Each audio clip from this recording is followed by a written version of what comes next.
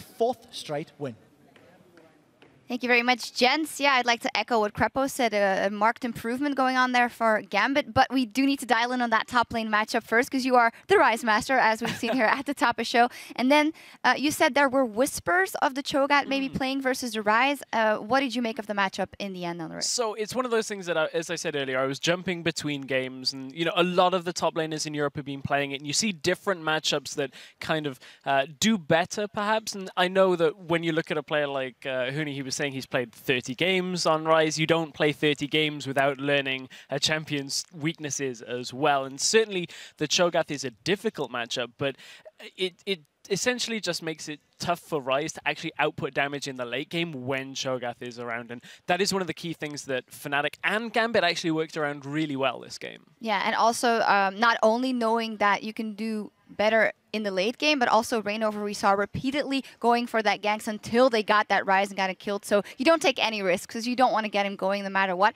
We actually have an example of a replay to see how the matchup played out in the later game and how both top laners were in the game. Yeah, so this was the fight around Baron that Fnatic were looking to bait. And so Huni flashes over the wall, which normally super aggressive for Huni would be great, but Fnatic actually get caught up here because Cabochard has come in through the bottom side. And remember, if Huni isn't around to silence or knock up Cabochard, Cabochard has free reign on this fight, but Fnatic managed to turn it with really good positioning from Forbidden and Reckless, utilizing the choke around this banana bush to make sure nobody can get to them, and Forbidden dives back in, gets a lot of damage down, but you could already see in that fight just how much work Cabochard was able to do when he was given room. The problem for Gambit, though, on that one was they were very far behind, and Forbidden had so much damage on Azir, and the positioning was great. Yeah, the Forbidden, Ezreal, Reckless, of course, tag team was really impressive. Talking about Reckless, Ezreal, of course, the mobile AD carry, and then Sivir, also very mobile with her ultimate, and which was a marked change for Forgiven.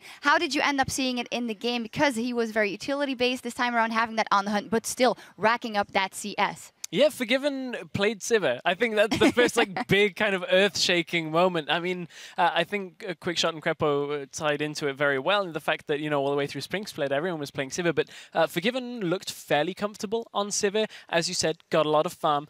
Gambit, I feel, actually played around it a lot better as well. When it came to looking to take dragons early on, we saw Gambit have a strong dragon lead, and putting Forgiven over in a side lane to push down a turret at the same time. So Gambit actually looked a lot better when it came to playing around Forgiven than they have done in any of the previous games. Definitely agree. This was actually the longest game in the EU LCS Summer so far, in 43 minutes and 43 seconds. And I think that's a testament to Gambit as well. We have seen that Fnatic last week also had the longest games on average here in EU, and Gambit pushed them a little further even. And there's a couple of things. You mentioned the Forgiven, the playing around it, the Alistar by Eddie coming out, Gosu Pepper coming out, excuse me, was quite impressive as well. And at the center of that, someone that we've been talking about a lot, Diamond, going for that Gragas, counter-jungling early, having some really nice moves to take Reckless down, I think it was in the beginning of the game as well. So it definitely feels that the normal draft it's working for them if they keep to the basics. It certainly seems to be. And, you know, there was a lot of partnership in that game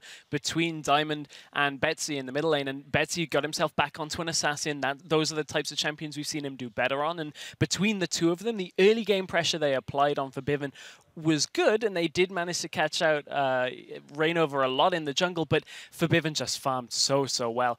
Overall, I would say it's a marked improvement from Gambit, and Fnatic, yes, they were a little bit slower, but they look comfortable for most of the game as it was. Yeah, one could argue for Fnatic, it's a nice practice to having games that they have to fight for harder and fighting their way back and pushing away that fifth dragon. All learning curves for both of them.